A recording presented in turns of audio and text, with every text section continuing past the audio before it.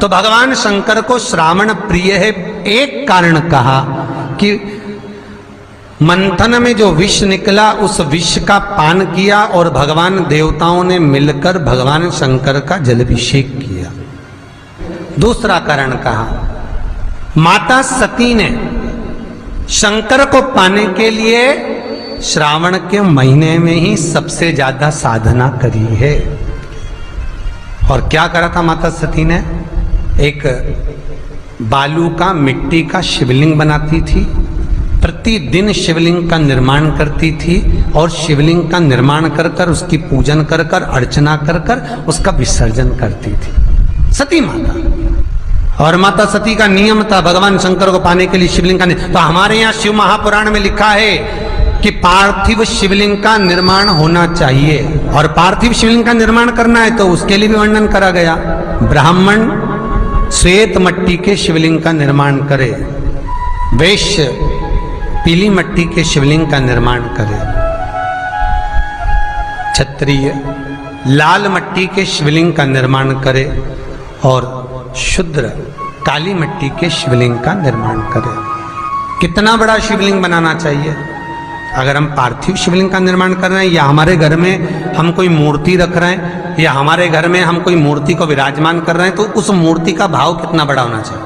तो कहा, जमीन पर अपने हस्त कमल को रखकर अंगूठे को ऊंचा कर कर देख लो, बस इतनी बड़ी मूर्ति घर के अंदर होना चाहिए। चाहे वो लड्डू गोपाल की हो, चाहे वो दुर्गा भवानी की हो, चाहे वो राम जी की हो, शंकर जी की हो, कृष्ण की हो, जिसकी रखना हो, बस इतनी बड़ी मूर्ति घर के अंदर होना चाहिए। क्यों? इससे बड़ी अगर मूर्ति होती है तो जैसे मंदिर में सेवा होती है उतनी सेवा की उसको जरूरत पड़ती है। और अगर इससे छोटी मूर्ति होती है, जितनी छोटी होगी उतनी सेवा कम करना पड़ती है। तो मूर्ति जितनी छोटी होगी उतना सुख प्रदान करे, उतना सुख, उतना आनंद देगी। पर श्रावण के महीने में यदि आप रोज शिवलिंग नहीं बना सकते तो पूरे महीने में एक बार शंकर का शिवलिंग का, पार्थिव शिवलिंग का निर्माण करना चाहिए, जरूर करना चाहिए। और पार्थिव शिवलिंग का निर्माण कर कर उसकी आराधना, उसकी अर्चना, उसकी पूजन करना चाहिए। नमः शिवाय, ओम नमः शिवाय, ओम नमः शिवाय, नमः शिवाय। पार्थिव शिवलिंग का जब भी निर्माण करें, किसी थाली में या पात्र में, जिसमें भी आप निर्माण कर रहे हैं, उस पार्थिव शिवलिंग को बनाने से पहले उसके अंदर, पात्र के अंदर एक बेलपत्र रखे। बेलपत्र क्या? आपको कथा में कल कहा था, बेलपत्र का वृक्ष माता पार्वती के नयन अश्रु से प्रकट हुआ है और रुद्राक्ष का वृक्ष शंकर भगवान के नयन अश्रु से प्रकट हुआ है। तो बेलपत्र रखकर फिर उसके ऊपर शिवलिंग का निर्माण करें, फिर उसके ऊपर शिवलिंग, उसका लाभ आनंदित होगा, उसका सुख आनंदित होगा, वो आनंद फल देने वाला होगा। कई लोग सीधे थाली में शिवलिंग बना देते हैं। माता पार्वती के हस्त कमल पर शिवलिंग का निर्माण है महाराज, हस्त कमल सुख देने के लिए। तो भगवान शंकर के शिवलिंग का निर्माण करें। माता सती ने भी किया। यही श्रावण के महीने में माता सती शंकर भगवान के शिवलिंग का निर्माण करती है, पूजन करती है, अर्चना करती है। फिर शाम के समय उस शिवलिंग को मस्तक पर स्पर्श कर कर जलाशय में, कुंड में, जल में, बावड़ी में, कुएं में, तालाब में उसका विसर्जन करती है मां। दूसरा कारण कहा, सती शंकर को इसी श्रावण में रिझाई थी, इसलिए शंकर को श्रावण अति प्रिय है। कि पहले आती है नवमी, फिर आवेगी एकादशी, देवसोनी। तो भंडारिया नवमी का मतलब क्या होता है? भंडारिया नवमी का स्मरण क्या होता है? अभी आपको कहा था 9 जगह पर बेलपत्र चढ़ती है। भंडारिया नवमी का मतलब ही यही है कि भगवान विष्णु सोने जाने से पहले नवमी तिथि के दिन 9 बेलपत्र भगवान शंकर को समर्पित कर कर भगवान शिव के मंदिर में बैठकर भगवान शंकर की आराधना कर कर भगवान विष्णु लक्ष्मी जी के साथ अपनी सृष्टि का कार्यभार 4 महीने के लिए शंकर जी को सौंप देते हैं भंडरिया नवमी के दिन। और एकादशी के दिन से, देव सोनी एकादशी के दिन जब भगवान सोते हैं, उस दिन से भगवान शंकर पूरे कार्यभार को देखते हैं। पूरे कार्यभार, जब कार्यभार सौंपा गया, भगवान शंकर सृष्टि का संचालन करने लगे, तब ब्रह्मा और विष्णु ने आकर शंकर जी की आराधना यही श्रावण के महीने में करी थी कि आपने पूरा कार्य अच्छे से संभाला, इसलिए शंकर को श्रावण अति प्रिय है। यह तीसरा कारण है शंकर को श्रावण प्रियता का। अब शिव महापुराण की कथा करिए कि शंकर को श्रावण प्रिय, चौथा कारण वर्णन करा कि ये कारण भगवान शंकर की आराधना माता पार्वती ने बाल्यपन से करी, खूब करी, खूब दिल से करी।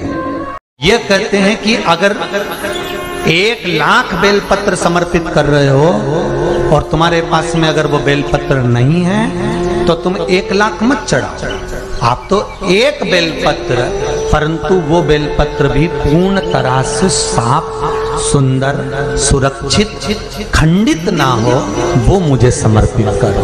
1 चावल का दाना चढ़ाओ पर वो खंडित ना हो, 1 फल चढ़ाओ वो खंडित ना हो, 1 पुष्प चढ़ाओ वो खंडित ना हो। शिव कहते हैं मेरे हाथों से मेरा पुत्र खंडित हो गया था, उस दिन से मैंने वचन दिया है माता पार्वती को कि खंडित वस्तु स्वीकार नहीं करूंगा और ना खंडित दूंगा।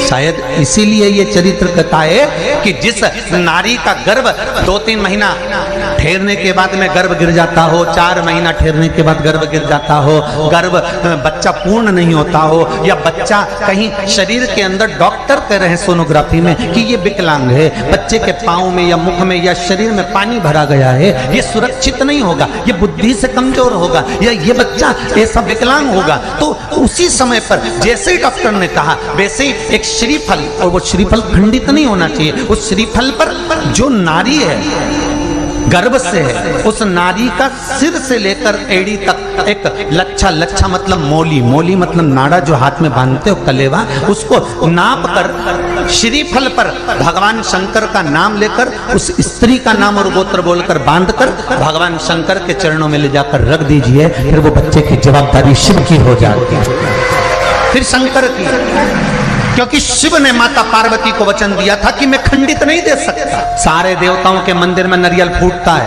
हनुमान जी के मंदिर में नारियल फूटता है, राम जी के मंदिर में नारियल फूटता है, देवी जी के मंदिर में नारियल फोड़ा जाता है, पर शंकर जी के मंदिर में नारियल नहीं फोड़ा जाता। आखा की आखा दिया जाता है कि पूर्ण दीजिए, बेलपत्र पूर्ण दीजिए, फल पूर्ण दीजिए, 1 चावल का दाना भी दे रहे हो तो पूर्ण दीजिए। उसमें एक और अच्छी बात है, बहुत ध्यान लगाकर सुनिएगा जरा, जितने आस्था चैनल पर सुन रहे हो, यूट्यूब पर सुन रहे हो, फेसबुक पर सुन रहे हो या इस पंडाल में श्रवण कर रहे हो, बहुत सावधानी से ध्यान दीजिएगा। कभी श्रावण महीने में अगर आप शंकर जी के मंदिर में जाएं और शिव मंदिर किसी वृक्ष के नीचे हो, बट वृक्ष के नीचे हो, चाहे पीपल के वृक्ष के नीचे हो, चाहे वो आंवले के वृक्ष के नीचे हो, चाहे वो बेलपत्री के वृक्ष के नीचे हो, चाहे वो शमी के वृक्ष के नीचे हो, चाहे जिस वृक्ष, कोई भी वृक्ष के नीचे अगर कोई शिवालय है, शंकर जी का कोई मंदिर या शंकर जी का कोई शिवलिंग रखा हुआ, तो एक दुर्वा किसी भी श्रावण महीने में तुम जब भी किसी शिवालय में जाएं, जिस वृक्ष के नीचे शिवलिंग हो, उस शिवलिंग पर ये शिवलिंग रखा हुआ है, ये जलाधारी है। जलाधारी पर जहां शिवलिंग रखा हुआ है वहां कटी भाग, कटी भाग माता पार्वती जी का हस्तकमल, उसके ऊपर रखा हुआ है शिवलिंग, सामने अशोक सुंदरी और भगवान शंकर के दोनों पुत्र गणेश कार्तिके, ऊपर से जल गिरता है जया, विषहारा, शामलीवारी, दौतली, देव, ये भगवान शंकर की 5 बेटियां। तो जो कटी भाग, इस कटी भाग पर अगर मात्र एक दुर्वा समर्पित कर जिसकी किडनी या लीवर डैमेज हो रहा हो, काम नहीं कर रहा हो, या किडनी लीवर में कोई तकलीफ हो रही हो, या डायलिसिस चल रहा हो तो मात्र एक दुर्वा उस कटी भाग पर श्रावण महीने में समर्पित कर कर उस दुर्वा के 7 टुकड़े कर कर 7 दिन प्रतिदिन सुबह के समय पर उसको चबाकर खा लेने पर या निगल जाने पर धीरे धीरे धीरे धीरे डायलिसिस बंद होने लगता है और किडनी लीवर अपना काम करना प्रारंभ कर देते हैं। एक दुर्वा, कितनी दुर्वा? एक दुर्वा, मात्र एक दुर्वा। शंकर भगवान पर चढ़े हुए जल जब नीचे की ओर आता है, जिस जगह पर जल गिरता है उस जगह पर मात्र एक दुर्वा अपनी कामना कर कर इस शरीर के सुख के लिए शंकर भगवान के जल गिरने वाले स्थान के पास में अवधूतेश्वर महादेव के नाम से रख दी जाती है तो जिंदगी में कभी बड़ी बीमारी नहीं आती। उसी तरह इससे रोग को समाप्त करने के लिए दुर्वा का प्रयोग किया गया। आप लोगों ने पूर्व में जो शिव महापुराण की कथा कुबेरेश्वर बाबा की धरा से करी थी वो आप लोगों को ध्यान में होगा। दुर्वा कैसे उत्पन्न हुई थी, दुर्वा का महत्व क्या है, कितनी दुर्वा चढ़ाना चाहिए, कैसी दुर्वा चढ़ाना चाहिए, दुर्वा की उत्पत्ति कहाँ से हुई है, दुर्वा तोड़ने के बाद पानी में डालने के बाद फिर हरी हो जाती है, इसका क्या कारण है, दुर्वा गणेश जी को क्यों चढ़ाई जाती है, शंकर जी को दुर्वा किस स्थान पर चढ़ाई जाती है, ये सारी कथा आपको पूर्व में इसी कुबेरेश्वर बाबा के पावन धरा से सुना चुके हैं जो टीवी पर डली हुई है। कभी आपने नहीं सुनी हो तो यूट्यूब पर से दुर्वा शिव महापुराण की कथा आप निकाल कर उसको श्रवण कर सकते। उसमें वर्णन किया है कि इस दुर्वा का महत्व क्या है, दुर्वा का क्या। मात्र एक दुर्वा शिवलिंग पर चढ़े हुए जल जहां से नीचे की ओर गिरता है उस जगह पर मात्र अपने शरीर की कामना करते हुए भगवान से रोग मुक्ति के लिए एक दुर्वा अगर समर्पित कर दी जाए तो कोई बड़ी बीमारी जिंदगी में आ ही नहीं सकती, ग्रहण ही नहीं पाती, मतलब ग्रसित नहीं कर सकती। श्रावण के महीने की श्रावण शिव महापुराण की कथा सुन रहे हो, एक बात दिल से बताना, जितनी सौभाग्यवती माताएं होती हैं ये संक्रांति पर भी 13 चीजें दान करती हैं, 14 चीजें दान करती हैं। बीच में कोई 16 सोमवार का उद्यापन करेंगी तो भी सुहाग की सामग्री देंगी, उद्यापन करेंगी तो भी सुहाग की सामग्री देंगी, कोई कार्य करेंगी तो भी सौभाग्य की सामग्री देंगी। सौभाग्य की सामग्री का दान क्यों किया जाए, सौभाग्य सूचक वस्तुओं का दान क्यों किया जाए, सौभाग्य की वस्तुएं क्यों प्रदान करी जाती है, क्यों दी जाती है, उसका कारण क्या है।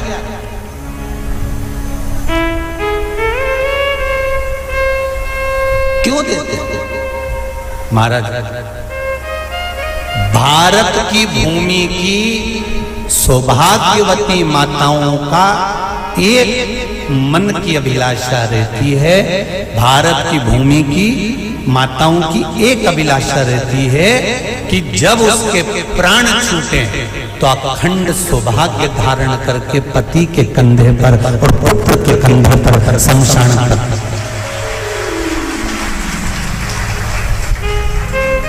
ये भारत की भूमि की माताओं की सोच है, उनके मन का संकल्प, उनके मन का भाव।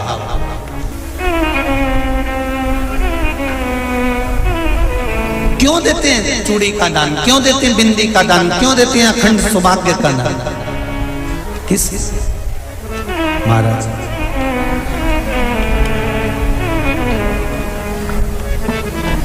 मेरे हाथों में भर भर के चूड़ी रहे, मेरे हाथों में भर भर के चूड़ी और मैया कोई काम नहीं, मेरे मस्तक पे चमकती चूनर रहे, मेरे मस्तक पे चमकती चूनर रहे और मैया कोई काम नहीं,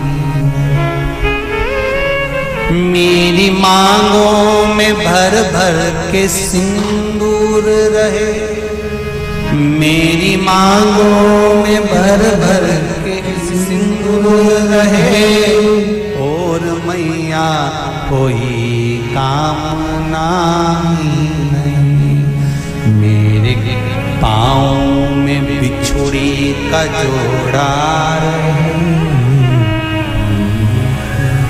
एक बिछुड़ी नहीं, कितनी? 2, 3, 4, 5। एक एक पाँव में जोड़े से बिछुड़ी होना चाहिए, केवल एक नहीं, सिंगल नहीं। वो तो आजकल का फैशन हो गया महाराज, जो केवल एक बिछुड़ी धारण कर लो उसी में फैशन दिखे। श्रावण की शिव महापुराण की कथा कहती है, जब बेटी को विदा करा जाता है और पहली बार बेटी के पांव में जब बिछुड़ी डाली जाती है तो वो बिछुड़ी भी अलग अलग नहीं होती, उस बिछुड़ी के जोड़ को चेन से एक दूसरे से बंधा हुआ होता। बोलो सही है कि गलत? जितने आस्था चैनल पर कथा सुन रहे हैं, जितने फेसबुक पर सुन रहे हैं, यूट्यूब पर सुन रहे हैं, सुन लेना कि मेरे भारत की माताओं का जब पाणी ग्रहण संस्कार किसी बेटी का होता है, उसके पांव में जब पहली बार बिछुड़ा पिनाया जाता है, बिछुड़ी पिनाई जाती है, तो वो बिछुड़ी भी एक दूसरे से बंधी हुई होती है, चेन से बंधी हुई होती है। उसको अलग अलग वाली बिछुड़ी शादी के मंडप में नहीं पिनाई जाती। क्यों? जैसे ये बिछुड़ी एक दूसरे से पांव में बंधी हुई है, तुम्हारी जिंदगी अंतिम श्वास तक ऐसी ही बंधी हुई है। यही वर्णन है। वो तो अब माताओं ने थोड़ा सा फैशन चेंज कर दिया, अब पांव में ज्यादा बिछुड़ी नहीं पहनती, गड़ती है, चुभती है, एक बिछुड़ी धारण है। महाराज पर नहीं, बिछुड़ी भी 2 हो, जोड़े से। हमारी माताएं, भारत की भूमि की जो माताएं हैं, ये चूड़ी भी हाथ में पहनती है तो जोड़े से पहनती है। बोलो जैसा सही है कि गलत है? एक अकेली चूड़ी माताएं हाथ में धारण नहीं करती हैं। अगर भारत की भूमि की संस्कारित माताएं हैं और भारत की भूमि की सभ्यता और संस्कृति को जानती है तो अकेली चूड़ी नहीं, जोड़े की चूड़ी पहनेगी, 2 चूड़ा डालेगी, 4 डालेगी, 12 डालेगी, पर सिंगल नहीं, अकेले। श्रावण के महीने की शिव महापुराण की कथा, जिसका नाम है श्रावण शिव महापुराण की कथा, ये कहती है कि पार्वती जी ने और गंगा जी ने ये चतुर्मास में जितना सौभाग्य का दान दिया है, उनके बराबर दुनिया का कोई व्यक्ति इतना सौभाग्य का दान नहीं दे सकता, जो माता गंगा और पार्वती दोनों दान दे रहे।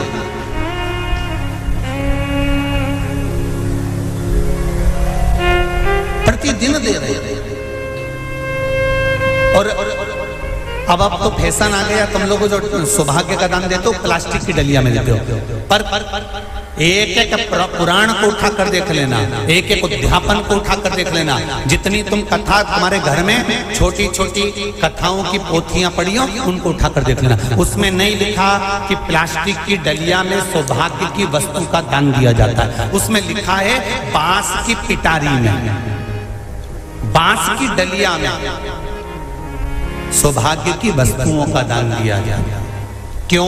क्योंकि बांस वंश की वृद्धि करता है, बांस सौभाग्य की वृद्धि करता है, और बांस अखंड सौभाग्य, जैसे बांस का पौधा बढ़ते चले जाता है, बढ़ते चले जाता है, उसी तरह बांस की डलिया में जब दान दिया जाता है, बांस की टोकनी में जब दान दिया जाता है, तो ये भाव रखा जाता है कि तुम्हारा सौभाग्य ऐसे ही बढ़ता रहे। पर अब थोड़ा सा फैशन चेंज हो गया, तो प्लास्टिक की डलिया, पर प्लास्टिक की नहीं। तो गंगा मैया और पार्वती मैया चतुर्मास के अंतर्गत जो त्योहार पड़ता है, चतुर्मास के अंतर्गत जो व्रत पड़ते हैं, ये किसी दूसरे के नहीं है। तीज का व्रत माता पार्वती का, छठ का व्रत माता पार्वती का, चतुर्थी का व्रत माता पार्वती का, ये सारे व्रतों की शुरुआत गंगा और पार्वती ने अपने बल से